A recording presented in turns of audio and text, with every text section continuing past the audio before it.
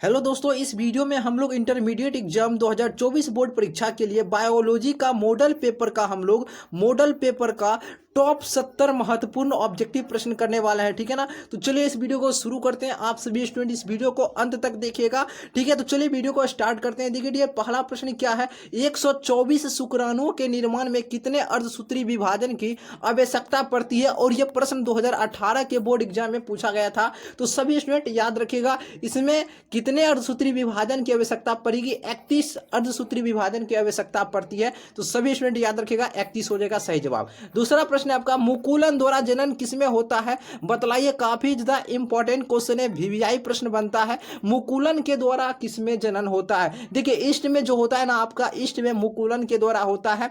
ठीक है ना। देखिए हाइड्रा और ईस्ट, इन दोनों में मुकुलन के द्वारा जनन होता है। दोनों प्रश्न को याद रखिएगा। तीसरा प्रश्न आपका, ऋतु स्त्राव चक्र किसमें होता है। ये देखिए मनुष्य में होता है, बंदर में, चिंपैंजी, ये सभी में आपका ऋतु स्त्राव चक्र पाया जाता है। ठीक है, ये भी प्रश्न 2017 में पूछा गया था, तो ध्यान में रखिएगा सभी प्रश्न को। ठीक है, चलिए अगला प्रश्न देखिए क्या है। 4 नंबर प्रश्न कह रहा है आपका, निम्न में से किसमें बाह्य निषेचन यानी कि बाहरी माध्यम में निषेचन होता है, यानी फर्टिलाइजेशन होता है। किसमें, देखिए मेढक में होता है ना, बाहरी माध्यम में निषेचन होता है। ठीक है, 5वां नंबर प्रश्न है, शरीर के बाहर होने वाले निषेचन को क्या कहा जाता है। इसे कहा जाता है इन विट्रो कहा जाता है, इन विट्रो कहा जाता है। ऑप्शन नंबर बिल्कुल ए हो जाएगा। 6 नंबर है आपका, भ्रूण पोष का कार्य क्या है। भ्रूण को पोषण देना इसका कार्य है, भ्रूण को पोषण देना, यानी ऑप्शन नंबर बी। देखिए अगर आपको वीडियो अच्छा लग रहा हो तो वीडियो को अवश्य लाइक कर दीजिएगा डियर। ठीक है ना। जो भी स्टूडेंट इस चैनल पर पहली बार विजिट कर रहे हैं तो जल्दी से चैनल को सब्सक्राइब कर लीजिए। ठीक है, और व्हाट्सएप ग्रुप से अभी तक जो जो स्टूडेंट नहीं जुड़े हैं जल्दी से जुड़ जाइए। उसका नंबर देते हैं 9939735442। ठीक है ना। यहाँ पर इस ग्रुप पर आपको सब्जेक्टिव का पीडीएफ दिया जाता है। ठीक है, और टेलीग्राम ग्रुप का नाम है NKK ऑफिशियल 3M, जो इस चैनल का नाम है। दोनों को जाकर जल्दी से ज्वाइन हो जाइए। वहाँ पर आपका सब्जेक्टिव का पीडीएफ दिया जाता है। ठीक है ना। और ऑब्जेक्टिव का लेना चाहते तो उसके लिए भैया थोड़ा चार्ज है, मात्र एक सब्जेक्ट का 50 रुपया, और सभी सब्जेक्ट का लेते हैं तो आपको 150 रुपया में दे दिया जाएगा। ठीक है, चलिए तो 7 नंबर प्रश्न देखिए क्या है आपका, प्राग भित्ति होती है। प्राग भित्ति क्या होती है, ये होती है आपका द्विस्तरीय होती है। बहुत ही वीवीआई प्रश्न बनता है, तो सभी स्टूडेंट याद रखिएगा। अगला परागकण हो सकते हैं, ये एलर्जी कारक होता है। वायु परागित पुष्प सामान्यतः होते हैं, ये छोटे एवं रंगहीन होते हैं। 2016 में 2017 में ये प्रश्न पूछा गया था लगातार। ठीक है ना, तो याद रखिएगा। देखिए 10 नंबर प्रश्न पूछा जा रहा है, वेलिसनेरिया में किस प्रकार का पर परागन होता है। ये जल परागन होता है। वेलिसनेरिया में किस प्रकार का पर परागन होता है, जल परागन होता है। ठीक है ना, ऑप्शन नंबर ए। अगला देखिए अगला प्रश्न क्या पूछा जा रहा है, बीजांड जो है ना, ये आपका जो बीजांड होता है ना, बीजांड ये विकसित होकर क्या बनाता है, ये बीज का निर्माण करता है, बीज का। ठीक है, एनाट्रॉप्स बीजांड होता है। एनाट्रॉप्स बीजांड क्या होता है, एनाट्रॉप्स बीजांड उल्टा होता है। अनोनमिलीय परागन वाले पौधे में निश्चित रूप से क्या होता है, इसमें स्वपरागन होता है। क्या होता है, स्वपरागन होता है। चलिए अगला, ग्राफियन पुटिका पाई जाती है, बतलाइए। काफी ज्यादा वीवीआई प्रश्न बनता है। ग्राफियन पुटिका ये पाई जाती है स्तनियों के अंडाशय में, ये पाया जाता है। अगला, नर हार्मोन्स की उत्पत्ति होती है, ये वृषण से होती है। डियर रट जाइएगा, काफी ज्यादा इंपॉर्टेंट क्वेश्चन है। वृषण से होती है नर हार्मोन की उत्पत्ति। इनमें से कौन सी तकनीक पात्रे निषेचन के अंतर्गत नहीं आती है। कौन सी तकनीक है जो पात्रे निषेचन के अंतर्गत नहीं है आती है, ये अंतःगर्भाशय युक्ति हो जाएगा। भारत में प्रथम जनगणना प्रारंभ हुआ था, बतलाइए कब प्रारंभ हुआ था। ये 1891 ईस्वी में प्रारंभ हुआ था। ठीक है ना डियर। चलिएगा अगला प्रश्न है, सहेली क्या होता है। ये सहेली आपका क्या होता है। देखिए सहेली होता है। ठीक है, सहेली होता है आपका नॉन स्टेरॉइड गोली एंड मानव मादा के लिए मुख्य गर्भ निरोधक। ठीक है ना, सहेली जी थोड़ा पढ़ा गया था। ठीक है ना, तो चलिए कोई बात नहीं। सहेली जी को यानी सहेली है ना, इसको सहेली जी से याद रखिएगा। और ये आपका जो होता है मानव मादा के लिए मुख्य गर्भ निरोधक, मानव मादा के लिए नॉन स्टेरॉइड गोली के लिए, ये दोनों के लिए आपका क्या है, गर्भ निरोधक का कार्य करती है। अगला देखिए, परख नली शिशु एक तकनीक है जिसमें क्या होता है,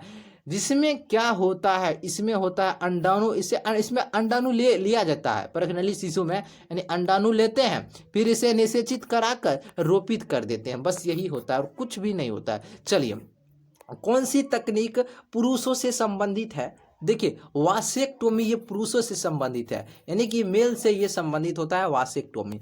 चलिएगा 21 क्या कर रहा है, 21 नंबर प्रश्न पूछा जा रहा है क्या, और ये प्रश्न 2018 में पूछा गया था। एक सामान्य दृष्टि वाली महिला, एक सामान्य दृष्टि वाली महिला है जिसके पिता जो है ना वो बर्नार्ड रोग से बर्नार्ड है, यानी बर्नार्ड रोग से पीड़ित है, यानी बर्नार्ड उसको हुआ है, बर्नार्ड रोग है, की शादी एक सामान्य दृष्टि वाले पुरुष से होती है। क्या सामान्य दृष्टि वाले पुरुष से होती है, तब उसके होने वाले पुत्र एवं तब उसके पुत्र एवं पुत्री में वर्णांधता की संभावना क्या रहेगी। देखिए, एक सामान्य दृष्टि वाली महिला है जिसके पिता वर्णांध है। देखिए, इसके एकर पिता क्या है, वर्णांध रोग से पीड़ित है। एकर पिता की यानी पिता की शादी सामान्य दृष्टि वाले अरे यार ये कैसा हो गया, एकर पितान है, ये तो नहीं है ना।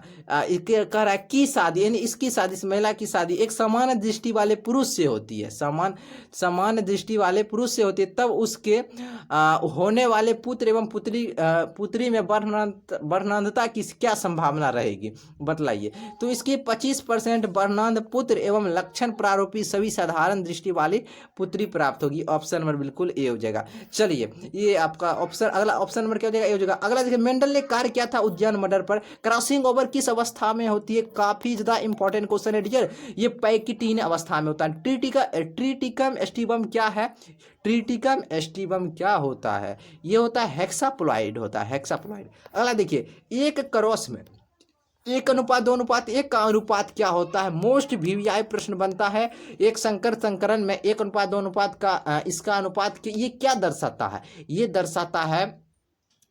ये क्या दर्शाता है, प्रभाविता को दर्शाता है। एक संकर क्रॉस का फिनोटाइप अनुपात, डियर फिनोटाइप अनुपात पूछा जा रहा है, 3:1 होता है, पूछा ही जाता है प्रश्न 3:1। अगर आपसे जीनोटाइप अनुपात पूछता है ना डियर, जीनोटाइप अनुपात कहिएगा 1:2:1 होता है, ठीक है ना। फिनोटाइप 3:1 हो जाएगा। मनुष्य यानी कि पुरुष की बात कर रहा है, मनुष्य यानी और मेल में गुणसूत्र की संख्या, देखिए डियर मेल की बात कर रहा है यानी कि पुरुष की बात कर रहा है, इसमें गुणसूत्र की संख्या 44 + XY हो जाएगा, 44 + XY हो जाएगा। Option number B. अगर यहाँ पर आपका फीमेल की बात करेगा तो क्या होगा, 44 + XX हो जाएगा, कोई दिक्कत नहीं होना चाहिए।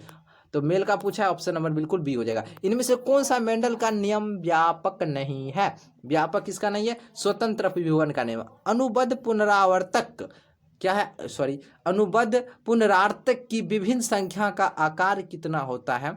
देखिए डियर, इसका जो आकार होता है कितना, 20 से 150 केबी के बीच होता है, ठीक है ना। देखिए, अगला प्रश्न कर रहा है, टोबैको मोजेक विषाणु का आनुवंशिक पदार्थ निम्नलिखित में से कौन सा है। इसमें से कौन हो जाएगा डियर, RNA एक कुंडलिनी हो जाएगा। निम्न में से डीएनए में कौन प्यूरिन बेस है। देखिए, इसमें से प्यूरिन आपको बेस बतलाना है, एंड आपका किस में पहुंच रहा है, डीएनए में। और देखिए, डीएनए और आरएनए में दोनों में प्यूरिन बेस समान होता है, दोनों में एडिनिन गुआनिन, ठीक है ना। प्यूरिन बेस आपका दोनों में सही होता है, डीएनए और आरएनए में। तो एडिनिन और गुआनिन हो जाएगा ऑप्शन नंबर, एडेनिन और गुआनिन ऑप्शन नंबर सी हो जाएगा। अगर यहीं पर आपसे पूछेगा ना पायरामिडीन बेस, पायरामिडीन अगर बेस पूछेगा तो डीएनए में हो जाएगा आपका थायमिन एवं साइटोसिन, और आरएनए में अगर पायरामिडीन बेस पूछता है तो कहिएगा यूरासिल एवं साइटोसिन, ठीक है ना। चलिए, तो अगला प्रश्न की ओर बढ़ते। देखिए, डार्विन फिंचेज इनमें से किसका उदाहरण है, ये किसका उदाहरण होता है, ये आपका उदाहरण है किसका, अनुकूली विकिरण का। इनमें से कौन सा समजातीय संरचना नहीं, समजातीय संरचना नहीं, कशेरुकी हृदय एवं मस्तिष्क। चलिए डियर, अगला प्रश्न कर रहा है, नई प्रजातियों के निर्माण का महत्वपूर्ण कारक क्या है, उत्परिवर्तन है। तंबाकू के सेवन से शरीर में कौन सा उपापचयी परिवर्तन शीघ्र परिलक्षित हो जाता है। इसमें जो होता है ना डियर, ये व्यक्ति के जो रक्तचाप होता है, हृदय स्पंदन की दर में एकाएक क्या होती है, वृद्धि हो जाती है। विषाणु का अध्ययन क्या लाता है, जो विषाणु होता है ना, इसका अध्ययन, विषाणु का अध्ययन क्या कहलाता है, विषाणु का अध्ययन कहलाता है वायरोलॉजी। क्या कहलाता है, वायरोलॉजी। अब देखिए, यहाँ पर थोड़ा आपको थोड़ा दिखाई नहीं दे पा रहा होगा, ठीक है ना। यहाँ पर लिखा हुआ PCR विधि आवश्यक है डीएनए संवर्धन में 2022 में, 2016 में, 2018 में प्रश्न पूछा जा चुका है। PCR विधि डीएनए संवर्धन में जुकाम, ये जो साधारण ठंड होता है ना, ये होता है किसके कारण, रिट्रो विषाणु के कारण होता है, ठीक है ना। चलिए, कुछ रोगों के के शीघ्र एवं सही पहचान हेतु हम किसका प्रयोग, एलाइसा का प्रयोग किया जाता है। कोकीन इनमें से किससे प्राप्त होता है, देखिए कोकीन जो होता है ना ये किससे प्राप्त होता है, ये एरिथ्रोजाइलम कोका से, यहाँ पर लिखा हुआ इरिथ्रो, ठीक है ना, Erythroxylum xylem xylem Coca, Coca Cola, ठीक है ना, कोका हो जाएगा, ठीक है ना, कोका कोला नहीं इसे बोल दिए। ऑन्कोलॉजी किसका अध्ययन है, ये कैंसर और ऑन्कोजीन्स का अध्ययन होता है, ऑन्कोलॉजी ऑप्शन नंबर सी हो जाएगा। कुष्ठ रोग होता है डियर, बतलाना है कुष्ठ रोग ये आपका जीवाणु द्वारा होता है। चलिए अगला है एसिटाबुलेरिया, निम्न में से एसिटाबुलेरिया आपका क्या होता है, बतलाइए भैया। एसिटाबुलेरिया जो है ना ये एकल कोशिका क्या है, एकल कोशिका प्रोटीन है, ठीक है ना। अगला विषाणु संक्रमित कोशिकाएं निम्नलिखित में से कौन सा प्रोटीन स्रावित करती है, ये जो करती है आपका इंटरफेरोन करती है, ठीक है ना। भारतीय भैंस का जंतु वैज्ञानिक नाम क्या, बेसिलस बायोवेलस मोस्ट विविया प्रश्न डियर पूछा जाता है। निम्नलिखित में से कौन सा पशुपालन से संबंधित नहीं है, पशुपालन से संबंधित नहीं है, कार्बनिक खेती। ईस्ट किसका प्रमुख स्रोत है, ईस्ट किसका प्रमुख स्रोत है, ये राइबोफ्लाविन का हो जाएगा। अगला देखिए, अगला प्रश्न है आपका, देखिए ईस्ट किसका प्रमुख है, राइबोफ्लाविन का हो जाएगा। ईस्ट आपका बिल्कुल सही जगह ऑप्शन नंबर बी। मिट्टी को उपजाऊ बनाने में सहायक होता है, देखिए डियर मिट्टी को उपजाऊ बनाने में सहायक होता है आपका जैविक खाद। नाइट्रोजन स्थिरीकरण में मुख्य भूमिका निभाते हैं नील, देखिए इसमें जो मुख्य भूमिका किसकी रहती है, इसमें मुख्य भूमिका आपका रहता है एनाबेना का, नॉस्टॉक का, नील हरित शैवाल, सभी का प्रमुख भूमिका रहता है। वैसे बैक्टीरिया का समूह जो सेलुलोज पदार्थों पर अवावीय वृद्धि करते हैं तथा अवावीय अंजक संपाचित्र तथा पशुओं के प्रथम आमाशय में पाए जाते हैं, उसे क्या कहा जाता है, उसे कहा जाता है मीथेनोजेन। क्या कहा जाएगा, मीथेनोजेन कहा जाएगा। चलिए डियर अगला है क्लोरेला निम्न में से क्या होता है, एकल कोशिका प्रोटीन होता है। पोषक डीएनए से संबंध विषाणु जीनोम कहलाता है, ये क्या कहलाता है, इसे कहा जाता है डियर प्रोफाज कहा जाता है, यानी प्रोफेज होगा, प्रोफाज लिखा हुआ है। रेस्ट्रिक्शन एंजाइम ये क्या होता है, इको आर आई होता है, क्या होता है डियर, रेस्ट्री एक्शन जो एंजाइम होता है वो इको आर आई होता है। एंड आपको हम आज सब्जेक्टिव में भी बतलाए थे इको आर आई हो जाएगा, 3 उदाहरण में भी दिए थे, आज सब्जेक्टिव का वीडियो डाले हैं देख लीजिएगा, ठीक है ना। सब्जेक्टिव का पीडीएफ भी व्हाट्सएप ग्रुप पर दे दिए हैं, सभी स्टूडेंट याद कर लीजिएगा। और बहुत सारे स्टूडेंट कॉल भी किए थे, सर हम लिख रहे हैं, कहीं भाई लिखो अच्छे से याद कर लेना, ठीक है ना। और हिंट 3, ठीक है ना। तो इन तीनों आपका रेस्ट्री एक्शन एंजाइम का उदाहरण है। परीक्षा में 2 नंबर में पूछा गया था रेस्ट्री एक्शन एंजाइम क्या होता है और इसके कोई 2 उदाहरण बताइए, तो ये आप ये भी याद रहेगा तो उदाहरण में काम आ जाएगा ना, तो याद कीजिए, ठीक है ना। चलिए 54 नंबर प्रश्न देखिए क्या है, 54 नंबर है किसी भी जीन के व्यक्ति इनमें से किसके द्वारा संपादित होती है। देखिए ये किसके द्वारा, इसमें ये जो संपादित होता है डियर एंटीसेंस आरएनए के द्वारा होता है। रिकम्बिनेट डीएनए तकनीक की खोज किसने किया था, इसकी खोज किसने किया था, एस कोहन एवं एच बोयर ने किया था, ठीक है ना। चलिए लैकोपेरोन किसका प्रतिनिधि है, ये आपका प्रतिनिधि आपका दमनकारी जीन क्रियाविधि का। निम्न में से कौन अकार्बनिक पदार्थ का प्रयोग, निम्न में से कौन अकार्बनिक पदार्थ का प्रयोग करते हैं, इसलिए जो सौपोषी होता है इसमें ये अकार्बनिक पदार्थ का क्या करता है, प्रयोग करता है। ओजोन परत किस प्रकार की किरणों से जैवमंडल की रक्षा करता है, ये करता है आपका अल्ट्रावायलेट किरणों से। मोस्ट इंपोर्टेंट क्वेश्चन है डियर, याद रखिएगा। कवक मूल उदाहरण किसका होता है, ये जो उदाहरण होता है आपका सहजीवी संबंध का।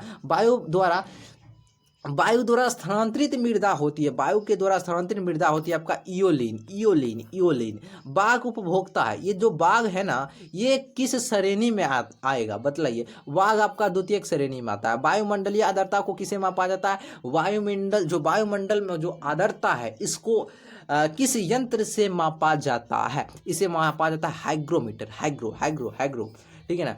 परितंत्र की 2 वनस्पतियों के बीच संक्रमण भाग क्या कहलाता है, इसे कहा जाता है इकोटोन। पादप वृद्धि के लिए सबसे अच्छी मृदा का नाम बतलाना है, इसमें सबसे अच्छी मृदा का नाम हो जाएगा दोमट मिट्टी। इनमें से कौन भारतवर्ष में जैव विविधता का हॉटस्पॉट है, मोस्ट इंपोर्टेंट क्वेश्चन है डियर, बार बार पूछा जाता है परीक्षा में। पश्चिमी घाट हो जाएगा। डोडो क्या है, ये विलुप्त प्रजाति है। भोपाल गैस त्रासदी में किस गैस का रिसाव होता है, मिथाइल आइसोसाइनेट कंडेंस्ड गैस का रिसाव हुआ था। बायोगैस में होता है, बायोगैस में मीथेन होता है यानी कि CH4 होता है। ठीक है, देखिए निम्न में से जैव आवर्धीकरण का कारण किसे माना जाता है? देखिए जैव आवर्धीकरण का कारण किसे माना जाता है? DDT को। ठीक है ना, परीक्षा में प्रश्न पूछा जा चुका है। DDT को 2022 में भी पूछा गया था, 2018 में भी। निम्न से कौन ग्रीन हाउस गैस नहीं? मीथेन, देखिए CH4 आपका ग्रीन हाउस गैस प्रभाव होता है। CFC यानी कि क्लोरोफ्लोरोकार्बन, ये भी होता है। कार्बन डाइऑक्साइड यानी CO2, ये भी आपका ग्रीन हाउस गैस है। बट आपका नाइट्रोजन जो होता है ना, N2, ये नाइट्रोजन, ये आपका ग्रीन हाउस गैस नहीं है। तो ऑप्शन नंबर बिल्कुल डी हो जाएगा। वीडियो अच्छा लगा तो लाइक कीजिएगा, कमेंट करके बताइएगा आपको कैसा लगा है। सभी स्टूडेंट व्हाट्सएप ग्रुप से ज्वाइन हो जाएगा, टेलीग्राम ग्रुप से 9939735442 इस नंबर पर मैसेज कीजिएगा, ग्रुप में जोड़ देंगे या फिर इस वीडियो के डिस्क्रिप्शन बॉक्स में दे देंगे। और प्रत्येक अध्याय का चैप्टर वाइज भी वीडियो डाला गया है, देख सकते हैं। बायोलॉजी का भी डाल दिया है, उसका भी लिंक डिस्क्रिप्शन में दे देंगे, देख लीजिएगा। ठीक है ना, चलिए तो आज के लिए इतना ही, फिर मिलते हैं एक नई वीडियो।